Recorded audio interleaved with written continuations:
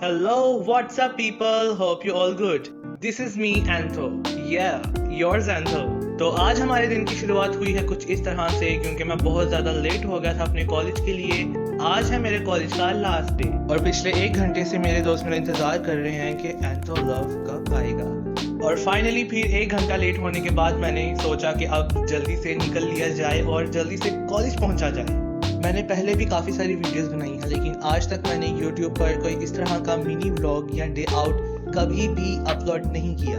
So this is my first day out जो आज मैं अपलोड करने जा रहा हूँ अपने YouTube चैनल पर। So guys let's get started. यहाँ जब मैं कॉलेज के लिए जा रहा था रास्ते में तो मुझे बहुत सारी पुरानी बातें याद आ रही थी। पुराने दोस्त, पुरानी बातें और बहुत सारी मस्ती और कॉलेज क्लासेस के दौरान बहुत सारे बंक्स भी।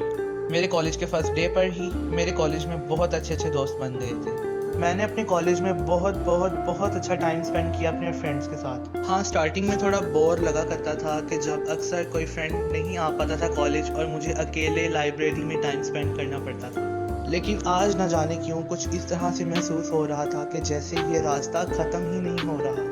बस दिमाग में यही घूम रहा था कि मैं बस जल्दी से कॉलेज पहुंच जाऊं। और फिर इस लंबे से सफ़र को ख़त्म करते हुए मैं पहुंच गया अपने कॉलेज। जी हाँ, मैं पहुंच गया अपने कॉलेज, दयाल सिंह कॉलेज। और बाइक लगाकर दौड़कर मैं गया सीधा अपने दोस्त मलिक के पास। ये है मेरा दोस्त मलिक और उसी के साथ ये है मेरा दोस्त चांद अली। इन दोनों के बिना मानो जैसे कॉलेज बिल्कुल खाली लगता है मेरे लिए। कॉलेज में एंटर होते ही हमें ये छोटी सी पर्चियाँ पकड़ा दी गई और हमसे ये कहा गया कि इन्हें फिल करो और ये कहो कि दोबारा कभी भी इस जगह पर कदम नहीं रखोगे। जॉक्स अपार्ट, ये चिट्स देकर हमें मिल जानी थी हमारी रोल नंबर 6। यहाँ पर मैं चेक कर रहा था कि कैमरे का रिजल्ट तो बहुत ही औसम आ रहा है। फिर हमने चिट्स पकड़ी और निकल गए लाइब्रेरी से बाहर सीधा एडमिशन ऑफिस। और जब हमने एडमिशन ऑफिस के बाहर जाकर देखा तो वहाँ पर तो इतनी लंबी लाइंस लगी हुई थी लड़कों की कि जैसे किसी स्टॉल पर फ्री की बिरयानी बांटी जा रही हो। और यही रास्ते पर गुजरते हुए हमें एक बेंच मिला। Look at this bench. हम तो देखकर सोच में पड़ गए कि आखिर किसने किया होगा इसका ये हाल। इतना जुल्म और इतनी ज्यादती एक पत्थर के बेंच के साथ। और यूं ही हंसते मुस्कुराते कॉलेज में घूमते हुए मुझे यहाँ एक और दोस्त मिल गया। उसने देखा कि मैं उसका वीडियो शूट कर रहा हूँ और उसने मेरे पीछे भागना शुरू कर दिया। भागकर उससे जान छुड़वाने के बाद यहाँ पर हमें लग गई थी प्यास क्योंकि गर्मी की शिद्दत बढ़ती जा रही थी और हमें प्यास लगती जा रही थी। और यहाँ पर इन दोनों बेवकूफ़ों ने लिया रॉन्ग टर्न और हम निकल गए पानी की तलाश में। घूमते फिरते डगमगाते हुए पानी की तलाश में हम पहुंचे एक आइसक्रीम शॉप पर और हमने देखा और सोचा कि कभी बचपन में यही कॉर्न्स जिनकी प्राइस आज 40 to 50 रुपीज़ हो चुकी है कभी 5 और 10 रुपीज़ की हुआ करती थी। हमने इस एरिया की बहुत सारी शॉप्स से पूछा लेकिन हमें पानी की बोतल कहीं ना मिली। और यहाँ इस बंदे ने फहाश बातें शुरू कर दी मेरे साथ कि एंथो ये कौन कितनी नुकीली होगी। तो मैंने कहा भाई ये तो तू ही पता लगा सकता है। और यहाँ इसको इसके सवाल का बहुत बेहतरीन जवाब मिल चुका था जिसके बाद इसने मुझसे कोई भी इस तरह का सवाल नहीं किया। हमने उस एरिया की बहुत सारी बेकरीज और बहुत सारी दुकानों से पानी का पूछा लेकिन हमें कहीं से भी पानी की बोतल नहीं मिल रही थी। आफ्टर अलोंग हमें यहाँ मिला अलमशहूर खालिस इमली और आलू बुखारे का शरबत जो टेस्ट में बहुत ही ज्यादा डिलीशियस था। और तपती हुई गर्मी में उसका एक सिप मानो जन्नत था। जन्नत का मतलब ठंडक वाली जन्नत, सुकून वाली जन्नत, मिर्जा नहीं। ये शरबत वाले अंकल बहुत ही खालिस चीजों का शरबत तैयार करते हैं और इस बात का दावा करते हैं कि अगर कोई शख्स इस चीज में मिलावट साबित करेगा तो उसे वो 5000 रुपए का इनाम देंगे। और यहाँ पर आता है मेरा फेवरेट पार्ट। जी हाँ, ठंडा ठा शरबत पीने के बाद ये 3 आलू बुखारे के पीस मानो सोने पर सुहागा का काम करते हैं। इस चीज से लुत्फअंदोज होते हुए हमें यहाँ पर एक बाबा जी मिले। ये बाबा जी लोगों को आवाजें लगा रहे थे लेकिन कोई भी इनकी बात नहीं सुन रहा था। मेरे दोस्त ने उनसे बात की और पूछा तो उन्होंने बताया कि बेटा मुझे एक स्पीकर चाहिए जिस पर मैं नात सुन सकूं। मैं खुद भी लोगों की बहुत हेल्प करता हूँ, सोशल सर्विस करता हूँ। जब आज मैंने अपने दोस्त को किसी की हेल्प करते हुए देखा तो मानो मेरा दिल भर सा गया। And I feel so proud कि वो मेरा दोस्त है। मेरे उस अजीज दोस्त ने ना सिर्फ उस बुजुर्ग को घर तक पहुंचाया बल्कि उनके लिए एक रेडियो भी खरीदा। And I am so proud of you बडी।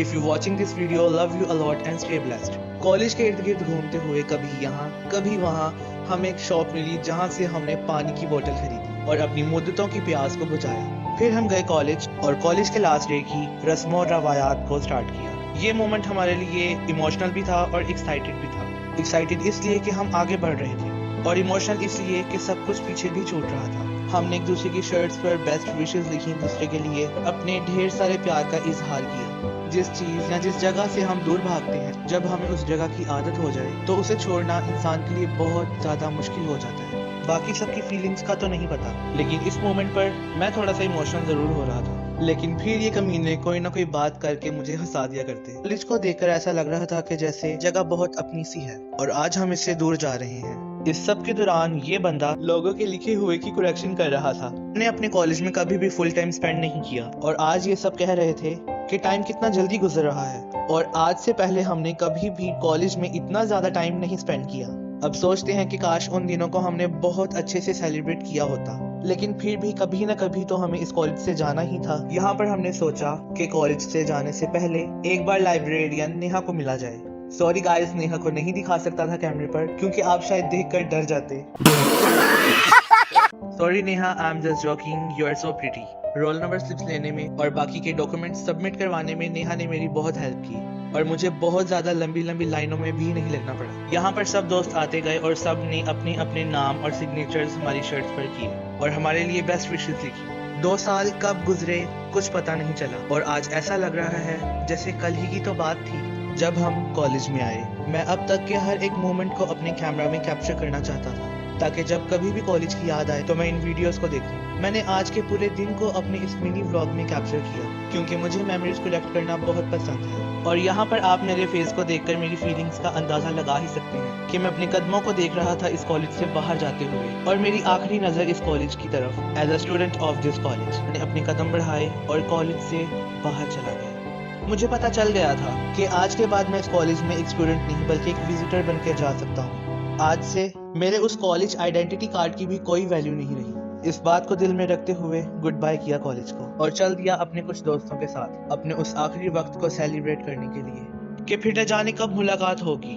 न जाने कब बात होगी, क्योंकि अब ये हमारी डेस्टिनी डिसाइड करेगी, क्योंकि अब हमारी जिंदगी की एक नई शुरुआत होगी।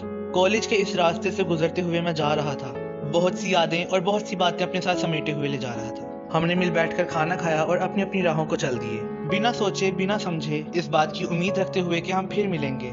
ठीक से एक दूसरे को गले तक नहीं लगा सके। वक्त कुछ ऐसा गुजरा मेरा कि वक्त ने वक्त ना दिया वक्त को संवारने का। दिल में इस वक्त बहुत सारी बातें थी जो मैं कह ना सका और ऐसा लगता है कि जैसे बहुत कुछ करना था जो मैं कर ना सका, लेकिन फिर भी खुदा का शुक्र करते हुए चल दिया अपने एक नए रास्ते पर, इस उम्मीद के साथ कि फिर मिलूंगा अपने उन्हीं दोस्तों को एक अच्छे मुकाम पर। दिल में एक चिंगारी थी, एक नई जिंदगी, एक नए कदम की शुरुआत करते हुए।